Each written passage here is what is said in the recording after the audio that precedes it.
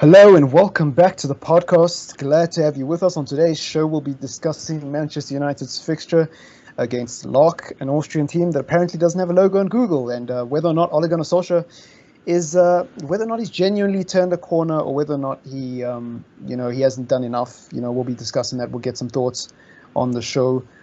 Just briefly before we get onto the show, thoughts and prayers to anyone who has been in contact with the coronavirus, or anyone who knows someone who's been in contact with the coronavirus. Or if you're just feeling a general anxiety and you're feeling the blues, we're here to help you get over that, So smash that like button, get yourself cozy. And let's get the show on the road. The voices of Shawnee and Ritabile join me as usual. So smash that thumbs up and make sure you do subscribe. Ole Gunnar Solskjaer. Gentlemen, it's a topic that's back on everybody's lips.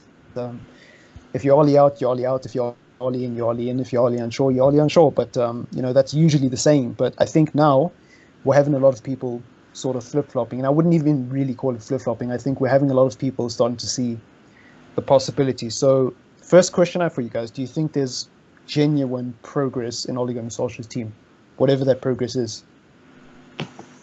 Yeah, I think there's definitely progress. I think defensively we've been more solid and haven't been giving away as many cheap mistakes.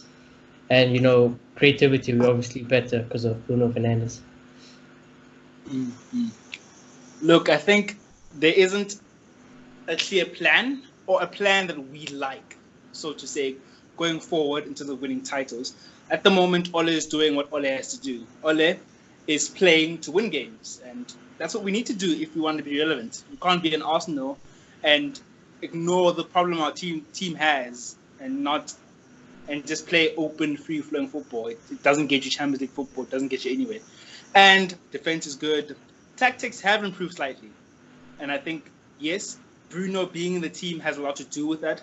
But with Bruno being there, Ole can play in a certain way. So I think there definitely has been an improvement. Yeah, interesting. With regards to that plan, whatever it is, what are your thoughts on it? Because a lot of people come in and say Ole Gunnar Solskjaer is a PE teacher. There's a lot of banter around it, but worst start to the Premier League season in a very long time. On course for the worst Premier League points total in many people's minds. So statistically, that's true. But still in the Europa League, still in the FA Cup, second most clean sheets in Europe. Beat Man City 3 times out of 4 times in the season. Did the double over City, which hasn't been done since Alex Ferguson, by the way. Beat Chelsea, beat Tottenham. So he's clearly proven that he can win big games against top managers in difficult situations. As you said, he's proven that he can play to win, which is a good thing. As a short-term manager, he can come up with a plan to win a game, which is important. Because I want you to listen to that point, and if you want to take it with a pinch of salt, whatever. But listen to this. A lot of people say that Liverpool versus Tottenham was the most boring final in Champions League history. Why? What did Liverpool do in that final? They went ahead and they parked the bus. This is a team that's known for attacking, fluid, fast-paced football. They come a Champions League final when something's actually on the line. They're like, sod it. We're going to sit back and do what we need to do to win the game. And I know Liverpool didn't get to that final by playing that way all the time, but there were moments in that Champions League going to the final, and in the final especially, where they were like, you know what, we perhaps don't have the best players. We've got a few injuries.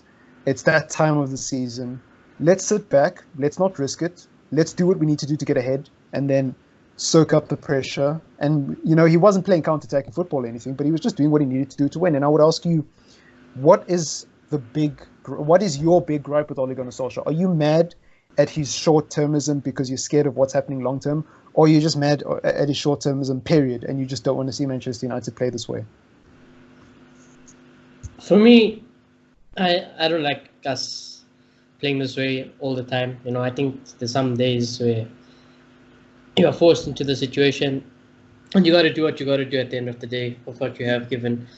But for me, it's just, how we play at the moment and, looking in the future. I don't think that's the way I want to see it going forward. Yeah, but what is your gripe with Ole Gunnar Solskjaer? Are you mad at this playing style short term because it hurts your eyes, or are you mad at this playing style because you're scared of you just want to see something going forward? You know, which one is it? Because I tell you what, beating City feels damn good, even though we didn't have much of the ball. It does. And the reason why I'm upset with our playing style is not because it hurts my eyes. I love winning games. The reason why I'm mad is because I want to see something going forward. So which is it for you, or is it both? That's what I'm trying to get at. I think Which for me one it's is a bit of both. You know, Oh, okay. like it. That's fair enough. Yeah. So for me it's a bit of both. That's fair enough. That's the answer I was looking for, really. That's fair enough. Look, I've had problems all in the past, and it was due to inept tactics, but I think we're past it at the moment. And I don't really have a problem with the playing style at the moment.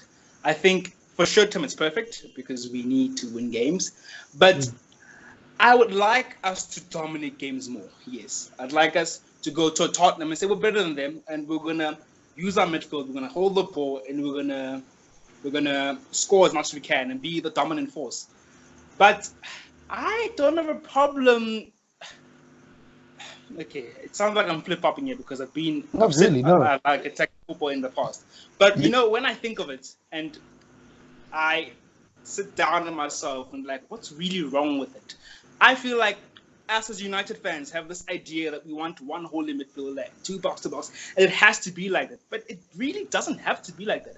I mean, if we keep Fred in the team and he plays in the holding midfield, we get a better defensive midfielder. We have Bruno in the 10, and we play a similar style with better players. And sometimes we have to park the bus and win the game. I really don't see a problem with that. Yeah, look, I'm a results type of guy, so I like winning games. I like winning trophies, and I'm not living in the short term because I'm a short term type of person. I am a person who does look at the bigger picture, but if you catch yourself looking at the bigger picture too much, you lose out in the moment. You really do. And I'm not a traditionalist. I'm not one of those United fans, you know, who thinks they deserve a medal because they're mad about the way our football's changed since Fergie left. Like, life changes. Things don't remain the same. Good things never last forever. You have to move past that. Not lower your expectations. Don't twist my words. But you have to move past that. Like, you're not going to get Fergie again. There's no Sir Alex Ferguson anymore. He's gone. There was one Sir Alex Ferguson, and he had a really good career as a manager. Now he's gone. There was one Roy Keane. He's gone. There was one Cristiano Ronaldo. He left Manchester United a very long time ago. So we're not going to get that playing style for Manchester United. And I know that's going to hurt a lot of people. I know a lot of people are cringing. But you can throw your toys at the pram. You can throw your remote at the TV. You can yell to the top of your lungs. But we're not going to play like Manchester United did anyways. And most of you want Poch. Poch isn't going to play with wingers. So we're not going to play the expansive, wide, whip it in like Beckham and then get someone on the end of it to score bicycle like Rooney. That's never going to happen again. And it's probably something you need to swallow as a hard pill. But with that said, I've got no problems with people who want to see attacking football.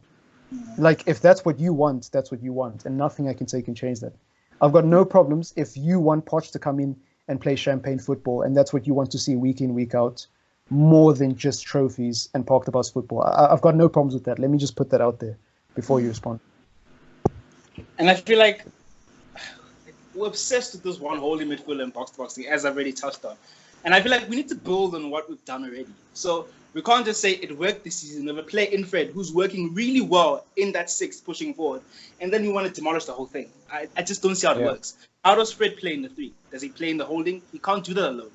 So if you're building around what we've done already, you keep playing Fred there because before him, you get a better defensive mid next to him, and you got Bruno in front of him. Like, I don't see a problem with that. And what I would say also, if you're a Bruno Fernandes fan, Bruno Fernandes is Sporting, you know, could play in multiple positions. But when he was in his prime, he played in the number 10. So he played in a 4-2-3-1 at Sporting, and that's why he was so successful. Because a 4-2-3-1 allows the cam to be the vocal point of the attack. He's the engine of the team, not the engine in terms of workhorse, because usually when we say engine, we're talking about a box-to-box player. But what I mean is he's the engine because he's in the center. He brings everything together. A car has a lot of parts that are very important, but the engine is obviously one of the most important ones. And if you don't have a working engine, you just have a hollow car. There's nothing in the middle, which is what we've had for most of the season. We've had a car that has nothing in the middle. Hence, we can't drive and move forward and make progress. We've had a car that's just broken down every time because the other parts are doing more work than they need to do. And ever since Bruno's come in, he's the engine. Now, all of a sudden, our car's moving faster. Now all of a sudden, this car part is making our car move a lot quicker. Now we just need to work on the other things, like getting good tires in, fixing our mirrors up, making sure our bumper's looking good. That's a weird analogy. But so yeah, like I just think that there's two types of United fans at the moment. There's the traditionalists. Well, actually, it's much broader than that. But just for the sake of this conversation, there's a traditionalist, the guys who live in the Fergie era, top Reds, and then there's the guys who know what they want. They know where they stand with Ole Gunnar Solskjaer, with the football, and it can go both ways. And again, if you're someone who wants attacking fluid football, I really can't change your mind. All I would say is there's very few managers in the world who consistently win trophies by playing fast attacking football. Majority of the managers in the world change their tactics when they need to on the fly, because that's just how it works. Look at Zidane at Real Madrid. I mean, look back to Jose Mourinho, Inter Milan, 2010, knocking Barcelona out. Prime Barcelona, didn't even have a chance against that team. But he's like, you know what? We're going to park it because that's what we're good at. So, look at Ole Gunnar Solskjaer in the top 6 games that he's won. And no, we can't build a Premier League winning side by playing 5 at the back, park the bus football. No, we can't. We do need to dominate against the smaller teams. We do need to beat the smaller teams and actually close out those results. And that's been the biggest problem for United. But I have a grudge because I've realized in the last few weeks, like actually doing my research, do you think the reason why we lose to small teams is solely because of our style of football? Or do you think that there's actually a bigger problem there? Because I tell you what, like if De Gea didn't make both mistakes against Everton, that's 6 points at Old Trafford and at Goodison Park. That's 6 points. If I'm trying to think of more now, I think against Villa scored a ridiculous goal, and like that's not down to tactics. Like Jack Grealish cut in, and funny enough, I think that was Wan-Bissaka's side, and he scored a belter, and they got a draw at Old Trafford. Remember that 2-2? Mm-hmm. So there's a lot of isolated results where, yes, a style of football is the reason why for large parts of the game we weren't creating chances, but also there's a lot of individual mistakes in this team, and we have gotten, besides the last 10 games, we've gotten a reputation of being bottlers. So. Do you guys think that ties into it, or are you really set on the idea that it's just the football? No, I think it's both. Okay. I think it's a bit of both. I think, the mistakes have definitely come at wrong times, and I think when a mistake does happen, then the style of play or the inept in tactics make us struggle to get back, and then we get exposed. Yeah, logically, obviously, it plays a part, but I think the argument is that they shouldn't be so defining. It shouldn't be that if Martial misses the 2 chances he got or the 3 chances he got, we don't win. Or if De Gea makes a mistake, we don't win. We need a fluid playing style that even when these things happen, we'll still win games. So that's where the playing style comes in. But yes, a playing style that a Pep plays, or to make a better example, a guy at Leicester, a Brendan Rodgers plays, probably does get more goals. But it does not mean that all his playing style won't work. That playing style just needs a certain type of player. And more specifically, a 10 like Bruno Fernandes, because that role of the number 10 is very important in it. And the number 9 who can get ahead of the chances on the transition as well, I would say. Because I look at Manchester United's front 3 and there's massive problems there. Like Dan James should not be starting. I don't care what anybody has to say about Dan James. Well, if he played in City, he'd have more chances. Or if he played in Liverpool, he'd have more chances. Even in Liverpool and City, Dan James should not be starting. Like, he's a £15 million player from the Championship. So, and I'm not defending Ole Gunnar Solskjaer and saying that Ole Gunnar Solskjaer is justified in the way he's playing because of the crap players he has. No, that's not what I'm saying. I'm just saying, like Shawnee said, it's a bit of both. Like, yes, the playing style gets exposed when we do make mistakes, but also, how do you pull yourself out of a rut when you're expecting Dan James to play in a game against the smaller teams where they're not playing a high press? What do you do? And without Rashford, with Martial playing by himself week in, week out, and for a long time without Bruno, before Bruno got here, I don't think Ole Gunnar Solskjaer had that many choices. And again, that could be partially his fault because he overplayed Rashford. I don't know what happened with Pogba, but he overplayed a couple of players that got injured. So that could be his fault as well, and that could be self-inflicted. But I just think it's not as simple as, we need to play attacking football. I do think it's a bit more complex and nuanced than that. And But yeah, before we drag this on too long, final question with regards to Ole Gunnar Solskjaer. 10 games unbeaten. Against LASK, it looks like we'll extend that record to potentially 11 or 12 games, depending on how we do against Spurs as well. Do you think that he's starting to genuinely turn a corner? Or do you think that you haven't seen enough and we still need to see more? And the 10-game unbeaten streak is just a nice stat to cover the cracks. What are your thoughts on that? I don't think we've turned the corner. I was actually thinking about the other day. I'm like, yeah, Oli did this for the first 3 months. And then after do you think he's starting to, though? Do you think he's starting to? Do you think there's a start there? Okay. I still think there's a bounce because of Bruno and getting players back. And I think the players are, everyone's doing well. And, it's buzzing around the club. United are buzzing at the moment. And when so you don't think generally does well. So just sorry to cut you off, but so don't you think that there's actually genuinely something that Ole Gunnar Solskjaer has been building in the last 10 games? Nah. Or any significant progress? I completely think it's on to the players and just getting things right. I think Bruno has made the biggest impact from coming into this team, and I think that's so unfair. So unfair because that's so unfair. Like, what is Ole Gunnar Solskjaer supposed to do? Is he not supposed to use Bruno as a 10? Is Bruno Fernandes not supposed to play the way he's playing? No, yeah. So I'm not going to say that it's Ole's fault that there's Bruno here. No, I'm just saying that. But you're saying it's all because of Bruno, right? Yes, you're saying it's all because of Bruno, right? I completely agree. But I'm going to give you 7 players now: Aaron Wan-Bissaka, Harry Maguire, Bruno Fernandes, Anthony Martial, Marcus Rashford, who's at his best season since Ole Gunnar Solskjaer took over, by the way. Fred, who people were asking if he really had a Brazilian passport under Mourinho. Now all of a sudden he's one of the best midfielders in the world out of nowhere. And Matic, 7 players, they've all improved. Has that got anything to do with Ole Gunnar Solskjaer, or is that individual brilliance, and why? I think the people I give credit to Ole for is Fred and Greenwood and Martial. And I think the rest are bouncing because of Bruno Fernandes as well. Because as soon as you have a player like that walking, but Wan-Bissaka has been playing well all season, so you don't give Ole Gunnar Solskjaer any credit to that. No, because I thought Wan-Bissaka was still the same when he was at Crystal Palace as well. I saw him amazing at Crystal Palace as well before he came to United. That's so unfair because then Klopp doesn't deserve the credit for what he's doing with Liverpool. That's Trent Alexander-Arnold. That's Van Dijk. That's Alisson. The players that's are part of. That's money. The players are part of what the manager does. Without Walker and Edison and De Bruyne, Pep doesn't do what he does. If you put all those players on the pitch and say just play, they won't play like they play because they need the manager to say this is my playing style and you fit like this into my playing style. So, yeah, Bruno coming in and playing in the 10, he's completing another piece into Ole Gunnar Solskjaer's puzzle. So you have to give him the credit. Like it's mind-blowing. Like, I'm not going to be condescending or arrogant because I understand as football fans we all have our own opinions and we can be wrong, and I'm more than open to the fact that I could be wrong here. But Bruno Fernandes is an exceptional player. We get that. Cristiano Ronaldo is an exceptional player. We get that. But Zidane didn't win 3 Champions Leagues in a row just because of Cristiano Ronaldo. The defense had a part to play. The midfield had a part to play. Gareth Bale had a part to play. Benzema had a part to play. Kroos, Modric, all those players had a part to play.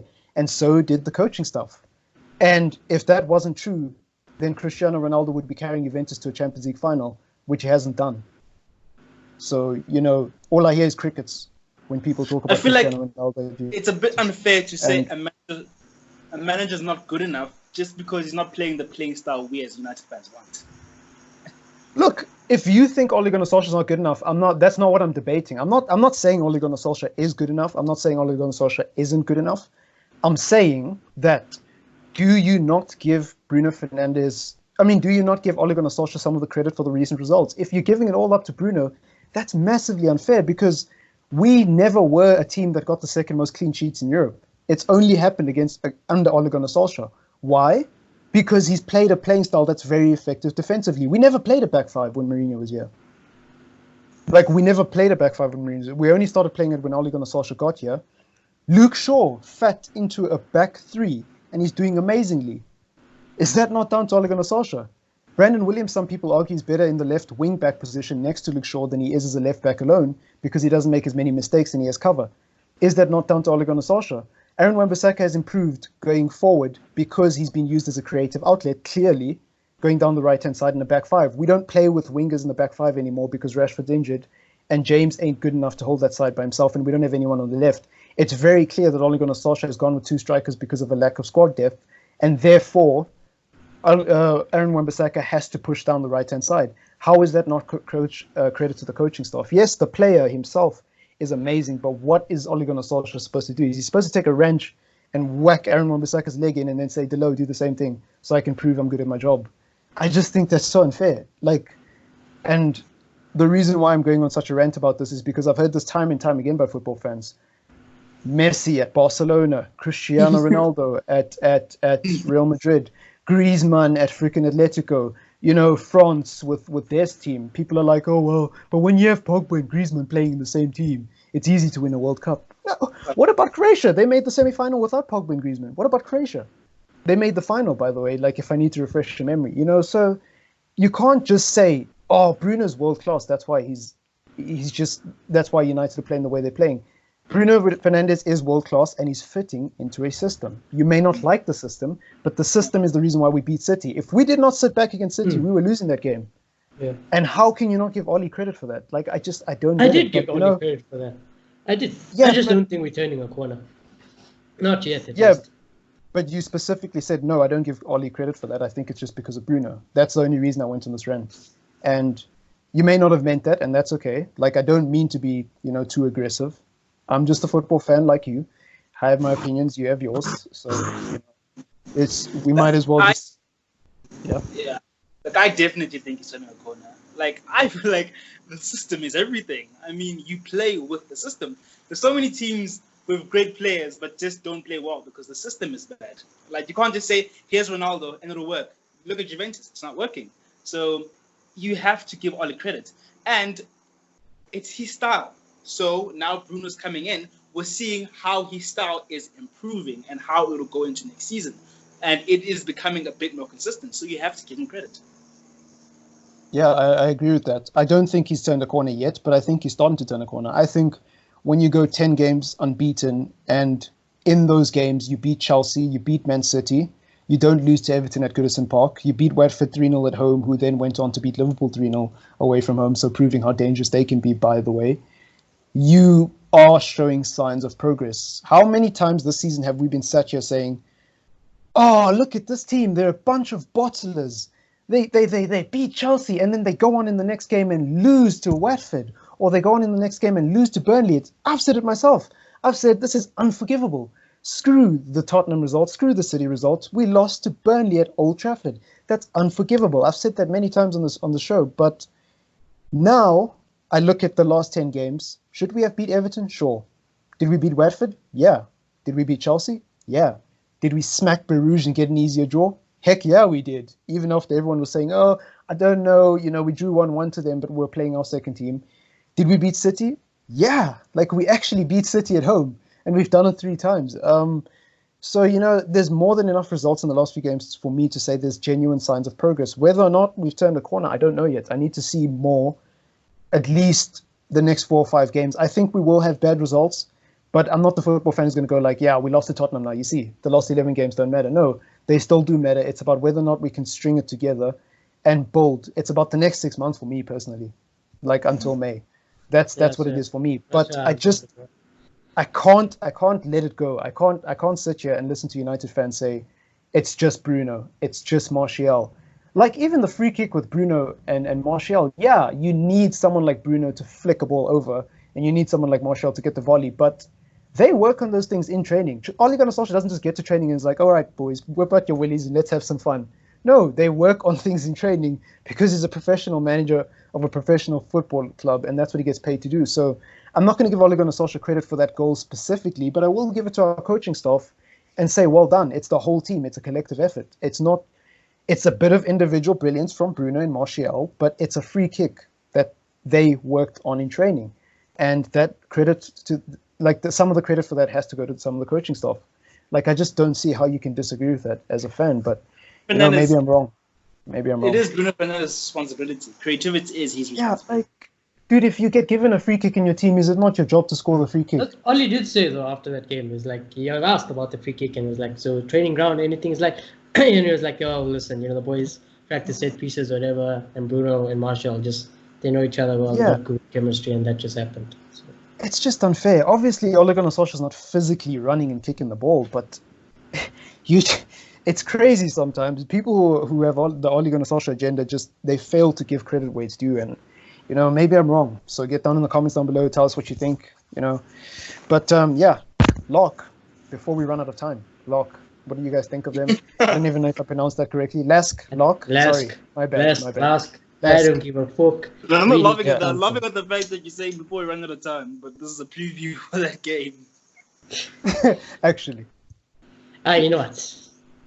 We need to smack this team, ain't it? I mean, the club is buzzing. Oli looks like a different man. The fans are very happy. Players are happy. We just need to go and smack them. And I think we will smack them. Look, I hope we smack them. Obviously, with our best team, we should be, but the thing is, probably won't play our best team. I can see us playing a Lingard. I can see us playing a Pereira. And yeah, you know the story of those two. So, and not just them. Yeah. Phil The thing Jones is, might I was play. even thinking about it. I was just thinking the mood is so good and the form is so good that I think even if we play a slightly weaker team, I think we can still smack them. no. Form doesn't eradicate full skill. Like, let's not get it messed up. You see, let's not be too emotional. We beat City because we parked the bus. We're not suddenly going to beat another team because we play attacking football because of form and confidence. Like that. That's not going to happen if it's Pereira and Lingard. Like let's behave. Let's behave. But look, Shawnee, you might be right. It is LASK. So maybe They don't have a Lingard's- DP on Google. I mean, come on. Yeah, they don't have a DP on Google, so maybe Lingard is fancying a shot from 20 I know yards they're out. on top of the log and they're unbeaten in the last 5, but I mean, like, come on. look. I don't like disrespecting teams, and I'm the biggest cynic when it comes to United, especially. But there's something about this game and the mood around the club where I'm like, nah, surely. I don't know. Look at you. Yeah, you can go first. There's a very good chance we could win, but if the ball can't get to whoever is playing in striker, we won't score goals. So, yeah. Look, I think. Yeah, you Yeah. go. Okay. I was just going to say very briefly that look, LASK, I don't know who they are. I don't know what they're about. I've never watched a game of them in my life. I've never even heard of them up until we got drawn against them. I don't know anything about the Austrian league. So I'm going to put my hands up and say I'm going in as blind as I did into the Derby game. And I'm not concerned about what happens away from home. Obviously, I want us to win and it would be a shock result to draw anything. I'm concerned about Old Trafford, and us beating them at Old Trafford to get the goal difference up so we can get a better draw in the next round. I don't know what's going to happen away from home. Like Shawnee said, I don't want to disrespect the team. For me, Especially if we don't lose, I'd love to know if we don't lose, it'd be okay. Because I know we're going to smash these guys at Old Trafford. Yeah, like you never know. You never know. We might just play Lingard and Pereira, and you never know. You never know. Yeah, and I'm gonna ride the wave, like I said. I'm just gonna ride the wave that we're on now and enjoy it because I haven't had much to enjoy this past season. Yeah, look, it's you got to enjoy it. You got to enjoy it. Short-termism is sometimes a key part of life. Just live in the moment. Predicted XI for this game, if there is one. Yes. Not really much to say about the predicted XI nowadays. This is a very interesting one you've gone with. I don't know if I completely agree with it just because of the way we've gone about things this week. The last few weeks. I think we might still play a back 5. I agree with the personnel, but we might still play a back 5 or something like that, to be honest with you. I don't think James will play if he's planning on resting players because he'll want to keep Dan James in his pocket for Spurs when he's trying to hit Spurs on the break. Who will be sitting back, by the way, because they don't have any players at the moment.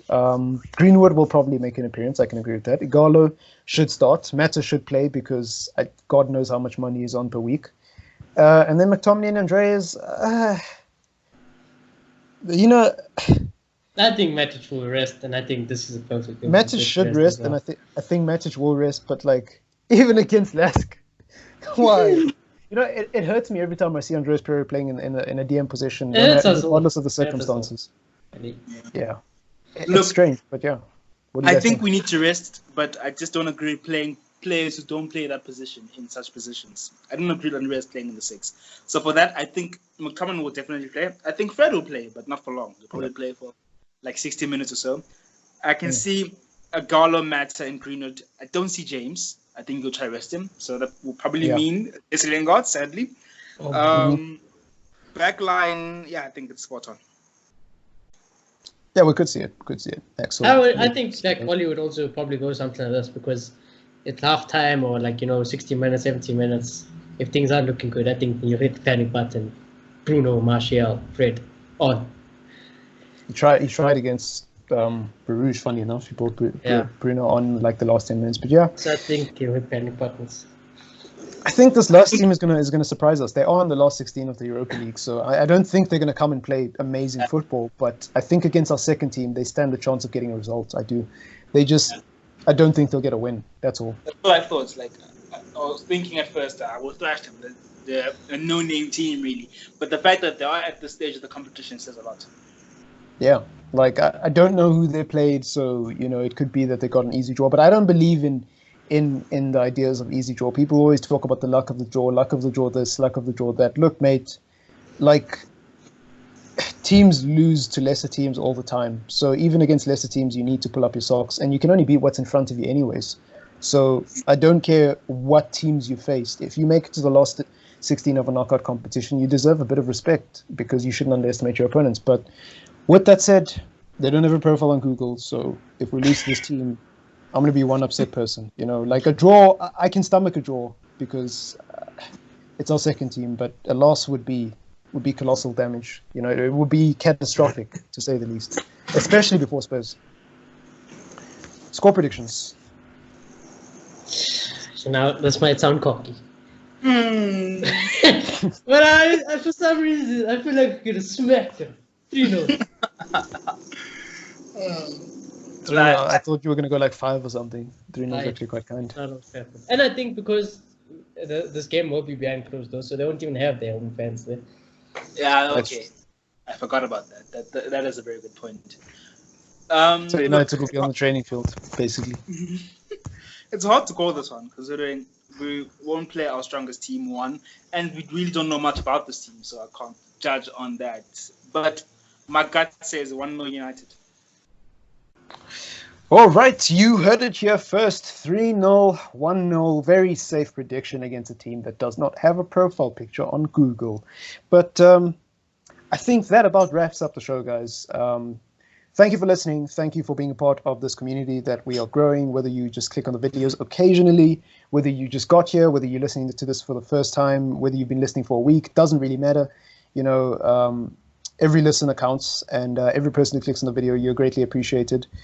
So yeah, enjoy the rest of your week. Enjoy the positivity. If you have the blues, hopefully the red fever and the fact that Manchester United is painted red helps get rid of some of those blues. Yeah, whether it be load shedding or the coronavirus, thoughts and prayers. And peace out, man. Peace out.